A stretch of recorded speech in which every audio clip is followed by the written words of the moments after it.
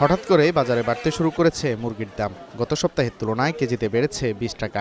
প্রতি KG broiler মুরগি কিনতে হচ্ছে 180 টাকায়। শীতের কারণে মুরগির সরবরাহ কম থাকায় দাম বাড়ার দাবি করছেন বিক্রেতারা। শীতের কারণে দাম হয়তো একটু বাড়তি।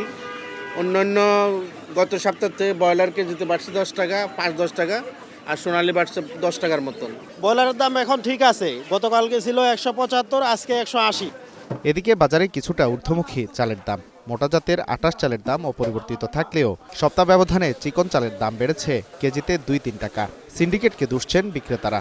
প্রতি কেজিতে 2-3 টাকা বেড়ে গেছে। আর আপনার পোলাও চাল বাড়ছে 15-20 টাকা। ওটা হইলো যে এটার বাড়ার কোনো কারণ দেখছি না, এটা তো ইনপুট না, এটা একটা সিন্ডিকেট করে ব্যবসায়ীরা দাম বাড়াইছে। কিছু কিছু সিন্ডিকেট মহল কাজ করে, সেগুলো আছে, মেইলারও আছে এবং কি কনজিউমার কোম্পানিও আছে।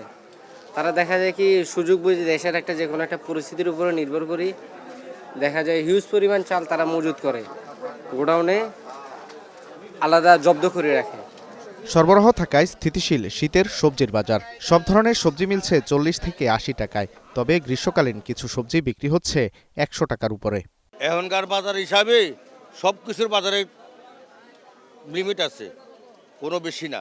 শীতের সবজি যে সিম, টমেটো, সিম চলতেছে 40 থেকে 50-60 টাকার ভিতরে, ফুলকপি 30 থেকে 40 টাকার ভিতরে, মূলা এগুলো 30 টাকার ভিতরে, আপনার মটরশুঁটি 120 থেকে 130 টাকা। ওরা সামনে দিয়ে আসবে, দাম কমবো। আর টমেটোটার দাম সামনের সপ্তাহ থেকে ইনশাল্লাহ আরও আসবো।